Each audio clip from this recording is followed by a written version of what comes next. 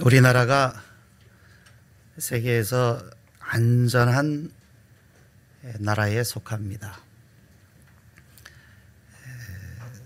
어느 조사에 의하면 일본보다도 더 안전한 그런 나라로 결과가 나온 것도 있습니다. 한 1년 전쯤에 일본에서 목사님들이 한국에 한 몇 분 오셔서 훈련하러 한국에 오셨는데 이분들이 새벽까지 카페에서 커피를 드셨어요.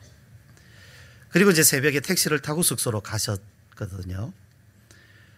그래서 아니 왜 밤새도록 그렇게 카페에서 이렇게 커피를 드셨느냐? 일본에는 그런 데가 없다라는 겁니다.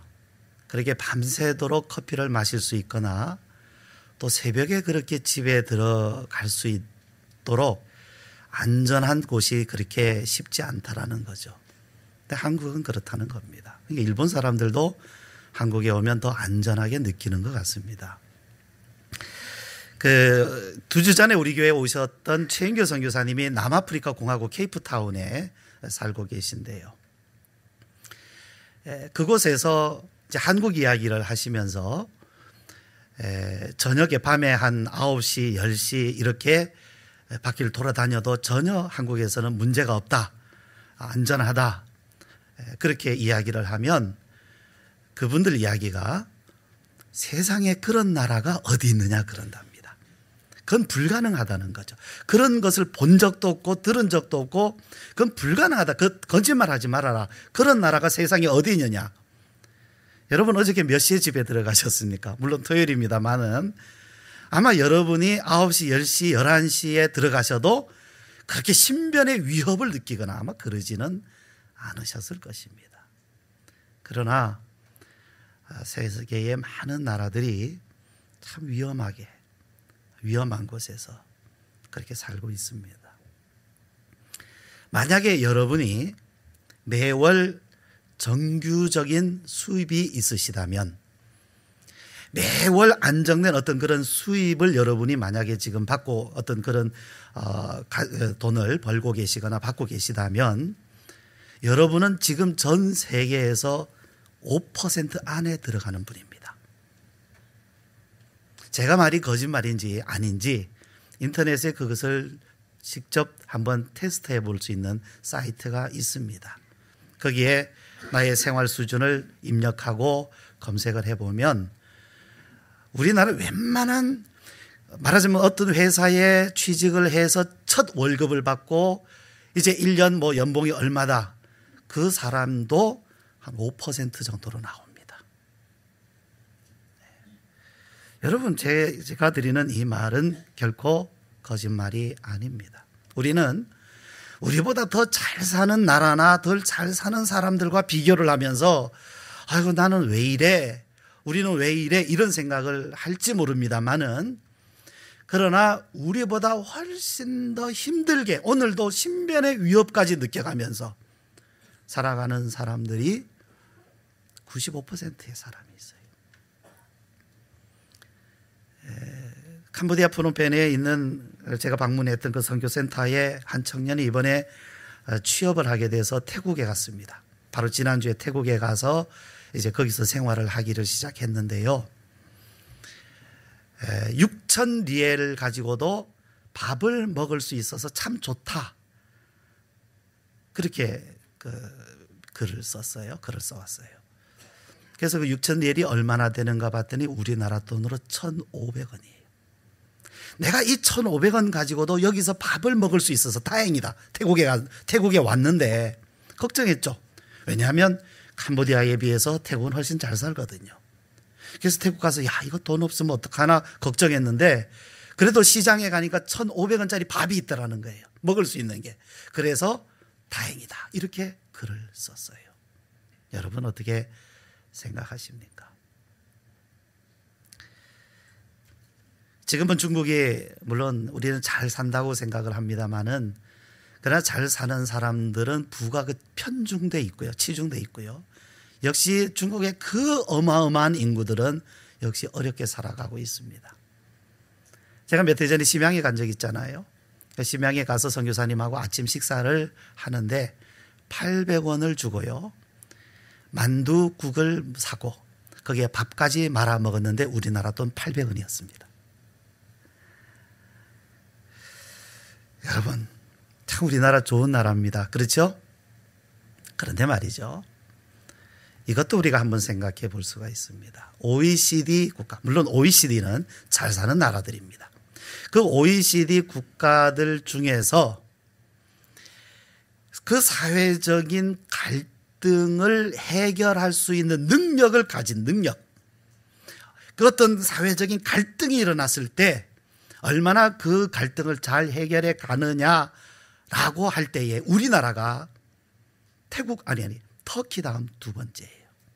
거꾸로. 태국은요, 그 국가적으로 나라도 엄청나게 크지만 그 안에는 그런 종족 간의 갈등, 또 그 안에는 더 큰 종교적인 갈등이 있습니다. 터키는 말이죠. 특히 터키의 그 동부 지역으로 갈수록 굉장히 거기는 분쟁 지역에 속하는 곳입니다. 그런데 그런 터키보다도, 그러니까 터키 다음으로 터키가 꼴찌, 그 다음에 한국이에요. 정치적인 문제, 이거 갈등을 해결을 못하고 있어요. 또 노사 간의 갈등 문제, 또 빈부의 격차의 이런 문제, 이러한 사회적인 갈등의 문제, 또 가정의 갈등, 어떤 그런 출신에 대한 문제들, 이러한 것이 거의 해결되는 것을 잘 못 봅니다. 정말 안타까운 이야기 중에 하나는, 교회도 분쟁이 생기면 그 교회가 잘 화해를 했다, 이런 이야기를 저는 가끔은 듣습니다. 그런데 아주 가끔 듣습니다. 그것도 어떤 식으로 해결하냐, 서로 그냥 사이좋게 빠이빠이 했다, 안 싸우기로 하고 그냥 서로 잘 합의해서 빠이빠이 했다, 이걸로 대부분 끝나요. 그나마도. 그 나머지는 어떻습니까? 분쟁하고 교회법으로 하고, 그것도 안 되면 사회법으로 가서 법정 투쟁하고, 그래서 뭐 지방법원, 고등법원, 대법원까지 가고, 이런 경우가 많아요. 해결이 안 되는 겁니다. 여러분, 싸움을 말리는 사람이 있어요. 그런데 싸움을 말리던 사람이 나중에 보면 오히려 자기가 더 싸우는 그런 사람들이 있죠. 그러니까 처음에는 이제 다른 사람들이 싸우니까 그 싸움을 말리려고 이제 개입을 했어요. 아, 왜 싸우느냐고. 그래서 저쪽에 좀 가만히 있으라고, 또 이 사람한테는 좀 참으라고 이랬다가 본인이 이제 화가 나가지고 너 이리로 와, 막 그래가지고 본인이 이제는 처음에 일어났던 싸움보다 본인이 더 큰 싸움을 하는 그런 경우가 있죠. 근데 왜 그럴까요? 아니, 싸움을 말리려고 하던 사람이 오히려 더 큰 싸움에 휘말리게 되는 그 이유는 무엇일까요?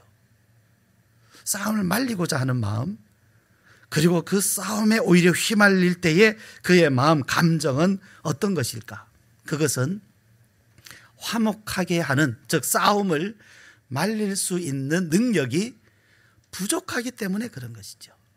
싸움을 말리다 아예 못하겠어, 그만둬, 최소한 그 정도. 그 다음에 그것도 안 되면 싸우지 말래니까 왜 싸워 하고는 오히려 이제 본인이 화를, 너 내 말 들으라니까 왜 안 들어, 오히려 이제 본인이 더 화를 내는 이러한 경우. 의도는 좋지만, 마음의 동기는 좋지만 그 싸움을 말릴 수 있는, 즉 화해시킬 수 있는 그런 능력이 부족하기 때문이죠. 자, 여러분, 성경은요, 하나님의 말씀은 우리에게 화목하게 하는 직분을 주셨다. 우리로 하여금 이 세상에서 화목하게 하는 직분을 주셨다고 말씀을 합니다. 여러분, 우리 그리스도인들은요, 그만큼 이 세상에서 아주 중요한 위치에 있어요. 특히 한국 땅에 살고 있는 우리 그리스도인들, 정말로 전 세계적으로도 정말 이 사회적인 갈등을 해결할 능력이 그만큼 부족하다, 그만큼 능력이 안 된다 하는 이 사회, 그만큼 갈등이 많은 나라입니다. 그런데 이러한 갈등이 많은, 분쟁이 많은 그런 나라 속에 우리가 살고 있기 때문에 이 땅에 사는 우리 그리스도인들이 하나님께로부터 받은 이 직분은 그만큼 더 중요한 것이죠. 그런데 과연 우리는 화목하게 할 능력이 있는 것일까요? 다른 사람들의 그러한 분쟁, 싸움, 갈등 속에 우리가 그들 가운데 나아가서, 여러분의 직장 속에 나아가서, 여러분의 가정 안에서 싸움을, 어떤 그 안에 있는 갈등과 분쟁과 싸움을 우리는 화해시키고 화목시킬 수 있는 그런 능력을 우리는 가지고 있느냐라는 질문에서부터 오늘 말씀을 들어가는 것입니다. 물론 우리가 싸움을 일으키는 사람이 되어서는 안 되겠죠. 그러나 우리는 싸움을 잠잠하게 하고 화해시키려고 하는데 과연 내가 그것을 할 수 있느냐. 다른 말로 하면 우리는 지금 이 갈등 많은 사회 속에서 그리스도인으로 살면서 어떤 영향력을 가지고 있느냐는 거죠. 어떤 영향력. 따라해 보실까요? 영향력. 우리가 이 사회 속에서 어떤 영향력을 가지고 있느냐는 거죠. 예. 보통 우리가 일반적으로 세 종류로 사람들을 나누지 않습니까? 세 종류로. 어떻게 나눠요? 한 사람, 첫 번째는 다른 사람의 도움을 필요로 하는 사람. 다른 사람이 있어야만 되는 사람. 누군가 도움을 줘야만 되는 사람. 말하자면 이 사람은 계속 문제를 일으키는 사람이에요. 그리고 본인 스스로도 계속 문제 속에 있어요. 본인이 해결할 수가 없어요. 해결 능력이 없는 사람이에요. 본인이 어떤 문제, 자기 감정도 처리를 못하고요. 본인이 해결을 못해요. 그래서 다른 사람이 도와줘야 돼요. 두 번째는 어떤 사람입니까? 있으나 마나한 사람이라 그러지 않습니까? 나름대로 자기 자신만 간신히 유지해 가는 사람. 그러니까 다른 사람의 도움이 꼭 필요한 것은 아니지만 그렇다고 다른 사람을 도와줄 수 있지도 못하고 그냥 본인 스스로 자기 인생, 자기의 삶 그냥 그 정도 하나 간신히 유지해 가는 그런 사람. 그러니까 이 사람이 있는가 없는가 잘 모르죠. 이런 사람들은. 말썽 일으키는 사람들은 사람들이 잘 알아요. 왜? 늘 말썽 일으키니까. 그러나 그냥 자기 그냥 간신히 사는 사람은 그냥 있는가 없는가 그러죠. 그러나 이제 세 번째는 어떤 사람이겠습니까? 영향력 있는 사람. 선한 영향력. 다른 사람을 도와줄 수 있는 사람. 다른 사람들이 필요로 하는 사람. 어떤 일이 문제가 생겼을 때 그 사람이 와야 돼. 그 사람이 필요해. 빨리 그 사람 불러와야 돼. 여러분, 어떤 문제가 발생했을 때 사람들이 그 문제를 가지고 해결하기 위하여 나를 찾아오고 있는가? 이걸 한번 생각해 볼 수 있겠죠. 내가 직장 생활하는데 직장 안에서 어떤 그런 갈등의 문제나 어려운 일이 생겼을 때 사람들이 나에게 와서 이걸 어떻게 좀 도와달라고 한 적이 있는가? 이런 것을 우리가 생각해 볼 수가 있습니다. 자, 첫 번째 우리가 생각하는 것은 화목은 하나님의 일입니다. 자, 제가 뭐라고 말씀드렸죠? 화목은 하나님의 일입니다. 다시 말씀드리면 하나님의 일이란 화목하게 하는 겁니다. 하나님의 일은 화목하게 하는 거예요. 자, 여러분이 생각하는 하나님의 일을 한번 떠올려 보십시오. 뭐가 하나님의 일입니까? 무엇 하는 것이 하나님의 일이라고 생각을 하십니까? 그런데 보십시오. 그 일이 무엇을 위해서 하느냐는 거죠. 그 일의 목적은 화목을 위한 것이어야 한다는 말씀입니다. 하나님의 일은 화목하게 하는 거예요. 자, 여기 오늘 우리가 읽은 말씀에서 좀 앞으로 더 가서 15절 말씀을 우리가 한번 보면 참 좋은 말씀이거든요. 자, 우리 그래 한번 15절 말씀을 한번 같이 한번 읽어보시면 좋겠습니다. 같이 하죠. 시작. 그가 모든 사람을 대신하여 죽으심은 살아있는 자들로 하여금 다시는 그들 자신을 위하여 살지 않고 오직 그들을 대신하여 죽었다가 다시 살아나신 이를 위하여 살게 하려 함이라. 자, 예수님이 나를 대신하여 죽으셨어요. 나는 그것을 믿어요. 그래서 내가 구원함을 얻었어요. 그래서 이제는 내가 나를 위해서 살지 않고 이제는 내가 주님을 위해서 내가 삽니다. 그렇게 살게 사셨다 이렇게 말씀하고 있습니다. 그런데 그렇게 주님을 위하여 살게 하시는 것이 뭐냐라는 질문이죠. 자, 여기서 이제는 내가 나를 위하여 살지 않고 나는 주님 위해서 살겠습니다. 여러분도 그렇습니까? 여러분도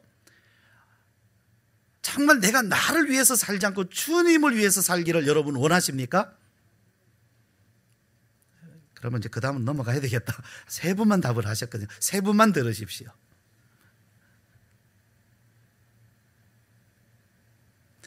주님을 위하여 그럼 사는 것이 뭐냐라는 질문이죠. 거기에 지금 여기에 이 말씀이 나오는 것은 바로 하나님께서 우리가 하나님으로부터 멀어졌어요. 우리가 하나님 앞에 죄를 범해서 우리가 하나님으로부터 멀어졌어요. 관계가 깨어졌어요. 관계가 깨어졌어요. 그런데 이 관계가 깨어진 것, 하나님으로부터 관계가 깨어진 것을 하나님은 이것 때문에 예수님을 보내신 겁니다. 그러니까 하나님께서 하나님의 독생자를 보내신 목적은 가장 큰 일이에요. 가장 중요한 일입니다. 지난 주간에 성경을 읽다가 그 큐티하는 중에 그런 말씀이 있어요. 병자들이 예수님께 이렇게 많이 나오니까 예수님이 병자들을 고쳐주셨는데 병자들을 고쳐주시다가 주님께서 갑자기 한적한 곳으로 가셔서 기도하셨다. 물론 거기에 병자들을 내동댕이 치고 가셨다 이런 말씀은 없지만 그 병자들이 나오는 중에 주님은 한적한 곳으로 그들을 두시고 뒤에 두시고 주님은 가셔서 기도하셨다 이렇게 말씀이 나오고 있거든요. 그 무슨 말씀입니까? 주님께는 병자들을 고치시는 일도 중요하지만 그것보다 더 중요한 일이 있으셨다라는 거죠. 그 다음 나오는 말씀이 중풍병자 이야기가 나와요. 지붕에서 달아내렸다는. 그런데 그 중풍병자에게 내 자리를 들고 일어나라 하는 말씀을 하기 전에 내 죄사함을 받았느니라 말씀을 먼저 하세요. 왜? 그것이 더 중요하기 때문입니다. 주님은 병을 고쳐주십니다. 안 고쳐주시겠다는 거 아닙니다.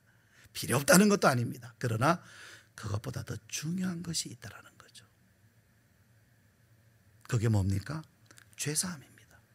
그럼 죄사함은 뭐를 위한 것입니까? 우리를 하나님으로부터 멀어져 있는, 죄로 인하여서 하나님으로부터 떨어져 있는 우리를 하나님과 화목시키는 겁니다. 목적이 뭐냐면 화목에 있어요. 화목에. 그럼 하나님의 일은 하나님과 화목하는 것입니다. 사도 바울은요, 여기 16절 말씀 보면 나는 이제는 사람을 육신대로 알지 않겠다 이렇게 말씀해요. 사람을 육신대로 안다는 것은 우리가 보통 우리들이 지금까지 아는 그런 거예요. 육신대로 안다는 것은 내 육신의 생각과 육신의 눈으로 보이는 대로, 보는 대로, 경험한 대로, 내가 생각하는 대로 그를 생각하겠다, 판단하겠다 이런 뜻이거든요.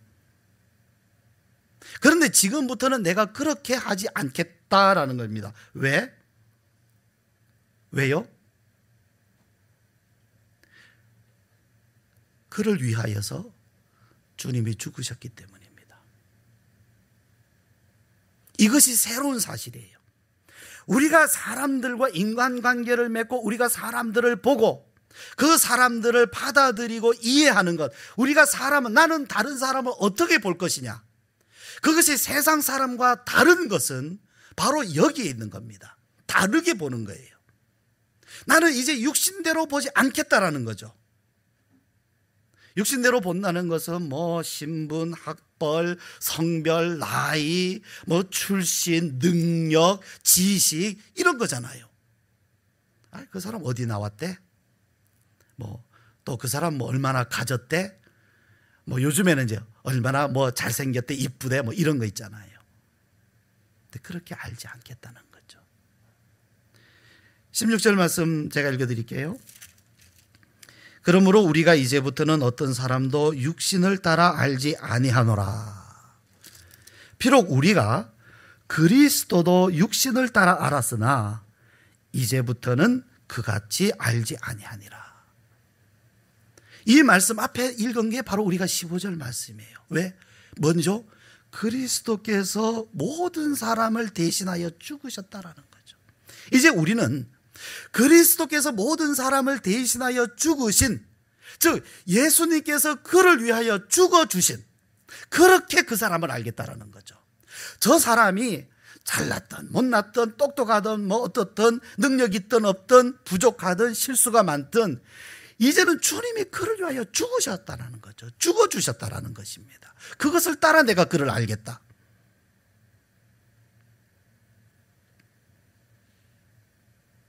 탕자가 있잖아요. 탕자, 돌아온 탕자, 줄이면 돌탕이라 그러지 않습니까? 탕자, 우리가 보면 탕자보다는 탕자의 형이 좀 나은 것 같아요. 왜냐하면 그는 아버지 집을 나간 적이 없으니까 그는 비난받을 일을 한 적이 없어요. 그러나 동생은 비난받을 만한 사람이죠. 비난받아야 되죠. 왜? 아버지 집 나갔으니까. 나갔다 돌아왔으니까. 나쁜 놈이죠. 그런데 탕자가 아는 것을 형은 몰라요. 모르는 게 있어요. 그게 뭐죠? 아버지의 뭐를 모릅니까? 용서를 몰라요. 아버지의 용서하는 아버지. 여러분, 집을 나갔든지 나가지 않았든지 형도 아버지의 용서를 안다면 참 귀한 사람입니다. 그러나 그는 집을 나가진 않았지만 그는 아버지가 용서하시는 아버지라는 걸 몰랐어요.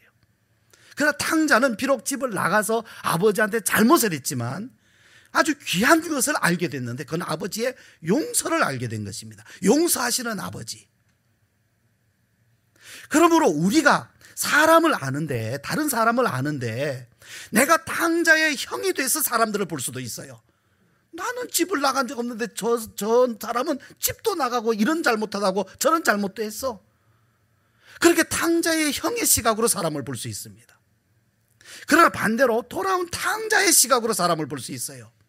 나도 집 나갔었는데 아버지 용서받았어. 그래, 저분도 비록 지금은 방황하고 저렇지만은 아버지는 저분도 기다려. 저 사람을 위해서도 주님은 죽으셨어. 이것이 시각이 달라지는 것입니다.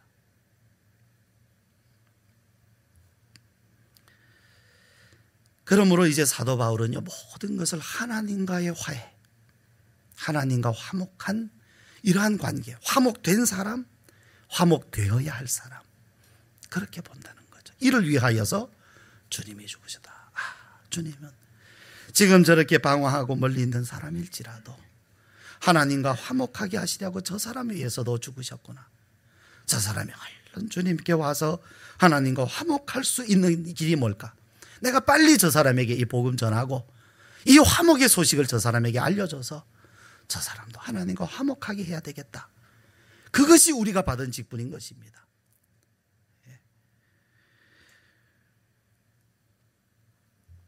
자, 두 번째는 뭐냐면요, 그런데 이러한 화해 화목은 하나님과의 화목을 기초로 한다는 거죠. 사람과의 화해는 하나님과의 화목을 기초로 합니다. 자, 그리스도의 화해 사역이 19절에 나와 있거든요. 제가 읽어드릴게요. 우리 아까 읽었었는데 제가 다시 읽습니다. 곧 하나님께서 그리스도 안에 계시사 세상을 자기와 화목하게 하시며 그들의 죄를 그들에게 돌리지 아니하시고 화목하게 하는 말씀을 우리에게 부탁하셨느니라. 뭐라고요? 그들의 죄를 그들에게 돌리지 아니하시고. 주님은요, 세상을 정죄하지 않습니다. 분명히 주님은 판단하십니다. 모르시지 않습니다. 여러분, 모르는 것과 아는 건 달라요. 판단은 정확해요. 그런데 정죄하지 않습니다. 왜 그렇습니까? 그들이 죄로 인하여서 멸망당하여 간다라는 이 분명한 사실, 현실은 주님은 정확하게 아시죠. 그리고 주님은 그들을 위하여 자신을 내어주신 것입니다. 이것이 그리스도의 화해 사역이에요. 그런데 여러분, 우리는 어떻게 합니까? 우리는 어떻게 해요? 보통 어떤 식으로 합니까? 정확하게 판단, 물론 정확하지 않지만 그래도 나름대로 우리도 판단해요. 저 사람은 이렇게 있어, 판단하죠. 그 다음 어떻게 해요? 정죄합니다. 그래서 저놈은 죽어야 돼. 저놈은 용서받을 수 없어. 저놈은 나쁜 놈이야. 비난, 정죄합니다. 여러분, 제가 주님의 말씀을 근거로 해서 제가 여러분께 말씀드려요. 저도 사실 이런 말씀 드릴 자격은 없어요. 그러나 성경대로 말씀을 드리면 이렇습니다. 여러분이 누군가를 판단한다면 그 사람을 위하여 여러분이 죽어주시기 위해서만 하십시오. 여러분이 누군가를 판단한다면 그 사람을 위해서 죽어주실 목적으로만 하십시오. 그 외에는 다 월권입니다. 주님이 위하여서 죽어주신 사람을 위하여서 내가 왜 정죄를 합니까? 주님은 그의 죄를 대신해서 주님이 죽으셨는데 나는 왜 그 사람을 정죄합니까? 주님은 그를 위하여 죽으셨는데 나는 왜 정죄합니까? 오늘 저도 여기에 포함됩니다. 이러한 잘못을 다 저지르고 살아요. 우리는 예수님을 믿고 있으면서도 우리는 이러한 선을 넘어가고 있어요. 월권하고 있어요. 주님이 위하여 죽어주신 사람을 위해서 우리는 끊임없이 정죄하고 책망하고 있어요. 그런데 말입니다, 왜 그것을 우리가 그렇게 되느냐라는 것은 우리가 그걸 감당할 능력이 안 되기 때문입니다. 화해는 고사하고 우리가 그 사람들을 마음에 용납하고 품어줄 수 있는 마음이 우리에게 너무 부족해요. 여기에 저수지의 원리가 적용이 됩니다. 무슨 원리라고요? 저수지의 원리입니다. 저수지가 많은 논밭으로 물을 흘려보내야 됩니다. 그래야 이제 홍수가 나고 물이 많을 때는 저축을 하고 또 가뭄일 때는 물을 흘려보내서 그래서 농사가 잘 이루어질수록 하는 게 저수지의 목적이고 사명이죠. 그럼 이 저수지는 항상 물이 가득해야 됩니다. 저수지에는 물이 있어야 돼요. 그러면 언제든지 아무리 가뭄이 와도 저수지에 물이 가득하면 문제가 안 됩니다. 예를 들어서 여러분, 나일강 있죠. 나일강, 아프리카의 나일강. 그 나일강으로 인해서 이집트 사람들이 농사를 짓고 사는데 실제 이집트에는 비가 거의 안 옵니다. 그런데 어떻게 그러면 이집트에서 농사를 그렇게 잘 지을 수 있느냐 하면 그 나일강이 그 상류에서부터 상류에 내리는 많은 비로 인하여서 물이 흘러내리기 때문에 그래요. 그러니까 이집트에는 비가 1년 내내 비가 거의 안 와도 상류에서부터 상류에는 비가 많이 오기 때문에 그 물이 흘러오기 때문에 문제가 없는 겁니다. 그래서 농사 짓고 사는 거예요. 잘 살아요. 전 세계에서 가장 최초로, 인류 최초로 문명이 생긴 곳이 이집트 아닙니까? 그 강 때문에 그렇거든요. 그럼 오늘 우리들도 하나님, 이 세상, 우리가 사회 다른 사람들 가운데에서 우리의 마음속에 그러한 많은 은혜들, 하나님께로부터 화해가 우리 마음속에 가득히 채워져 있으면 마치 저수지에 물이 가득한 것처럼 하나님의 은혜와 그 화목한 것들이 우리의 마음속에 가득하면 상관없습니다. 세상에 아무리 분쟁이 심한 곳에 내가 들어가도 거기서 나는 영향력을 끼치게 돼 있어요. 저수지가 물을 흘러보내는 것처럼. 그러나 저수지에 물이 메마르면 어떻게 됐습니까? 흘러보낼 수가 없어요. 내가 문제예요. 그때는 다른 사람을 어떻게 해줄 수 있는 게 아니라 내가 먼저, 내가 죽겠는 거죠. 내가 힘든데, 내가 괴로운데 어떡합니까? 근데 문제는 뭐냐면 저수지에 물이 없는 것이 문제예요. 그러니까 내가 왜 화해시키지 못하고, 내가 왜 분노를 참지 못하고, 내가 왜 상처를 이겨내지 못하는가, 원인이 있어요. 원인을 살펴봐야 돼요. 주님으로부터 나를 하나님과 화목하게 하시는 그 구원이, 그 은혜가 내게 지금 흘러 들어오고 있느냐라는 거죠. 다르게 표현을 한다면 여러분, 집을 짓고 수도를 이제 거기다가 사다가 답니다. 여러분, 집을 짓고 집에다가 이제 그 철물점에 가서 수도를 사다가 집에다가 벽에다 딱 꽂아 놓으면 물이 나옵니까? 물 나와요, 안 나와요? 집 짓고 거기다 수도 사다가 딱 벽에다 꽂아 놓으면 물 나옵니까, 안 나옵니까? 우리 황 장로님께 여쭤봐야 돼요. 집 질 때 말이죠. 그냥 벽에다가 수도꼭지 꽂아 놓으면 물 나옵니까? 안 나오죠. 왜 안 나와요? 수도가 연결이 돼야 나오죠. 상수도하고. 저 팔당에서부터 오는 그 물 수원지와하고 거기서부터 오는 파이프에 연결이 돼야 물이 나오는 겁니다. 수도꼭지를 꽂는다고 물이 나오는 게 아니에요. 내가 그리스도인이라는 이름을 가졌다고 되는 게 아니라 이 수도가 물이 나올 수 있도록 샘에 연결이 되어 있어야 됩니다. 그래서 우리가 하나님의 화해에 우리가 나 먼저 하나님의 화해에 참여한 사람이어야 돼요. 내가 하나님과의 관계가 열려 있느냐라는 거죠.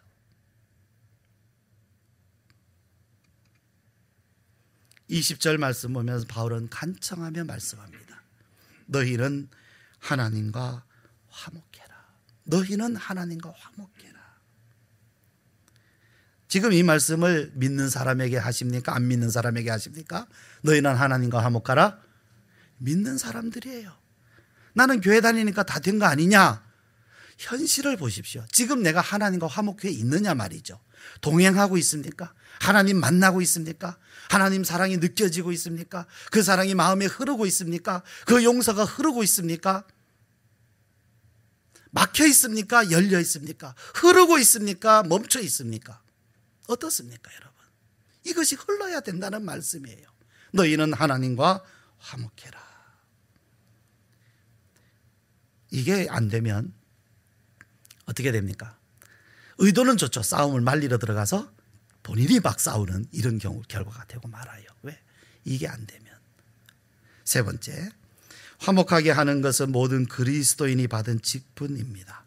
18절 말씀, 모든 것이 하나님께로서 났으며 그가 그리스도로 말미암아 우리를 자기와 화목하게 하시고 또 우리에게 화목하게 하는 직분을 주셨으니, 여기 직분은요 디아코니아입니다. 여러분, 디아코니아라는 말 들어보셨죠? 무슨 뜻입니까? 봉사한다는 뜻이에요. 여기 이 직분은 그냥 의무다, 이의다 이런 의미로 되어 있는 것이 아니라 봉사한다는 그런 뜻이에요. 디아코니아로 되어 있습니다. 디아코니아. 주님은 우리를 세상으로 보내십니다.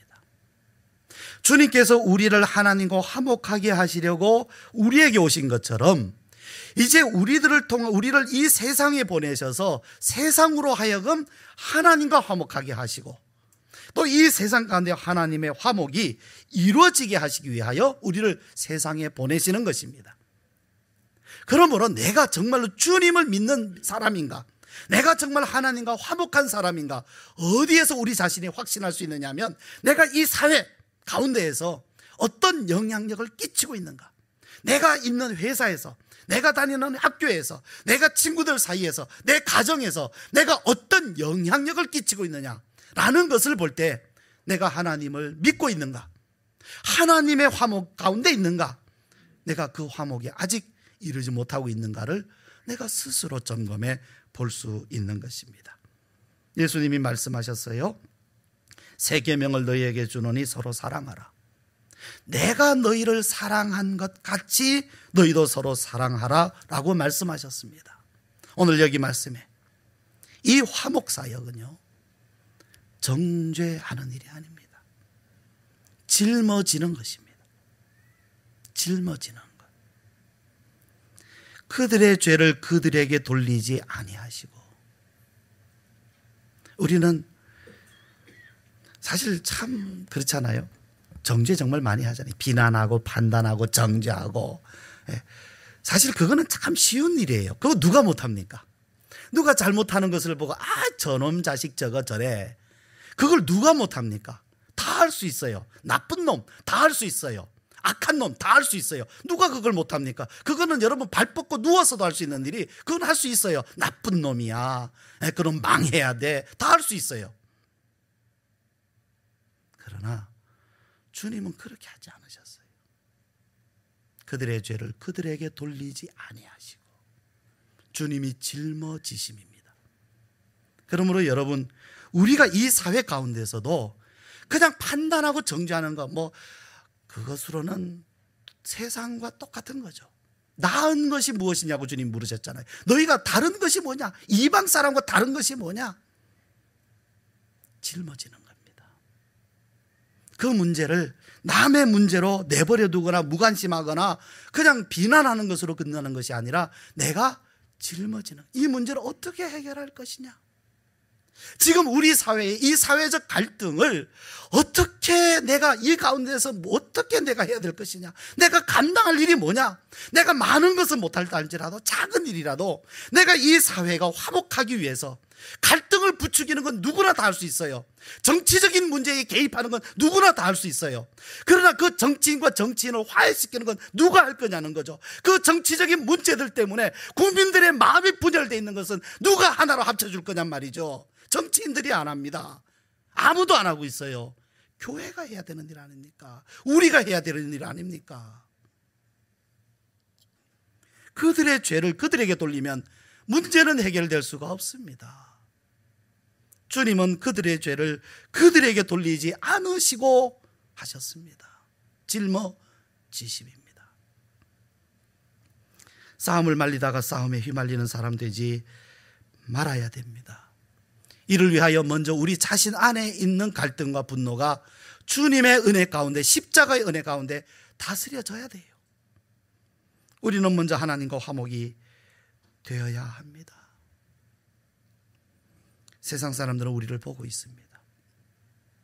그들이 하지 못하는 일들 때문에 우리를 기대를 가지고 보고 있습니다. 그러나 주님이 원하시는 일입니다. 사람들의 기대보다 더 중요한 건 주님이 원하시는 일입니다. 이것은 주님이 원하시는 것, 주님이 기뻐하시는 것, 주님이 우리에게 기대하시는 바입니다. 이 세상 안에서 우리의 영향력입니다. 하나님과 화목한 사람들이 이 세상 사람들 가운데에서 끼치게 될 영향력, 하나님 우리에게 화해하는 직분을 주셨다고 말씀합니다. 이 시간 함께 기도합시다.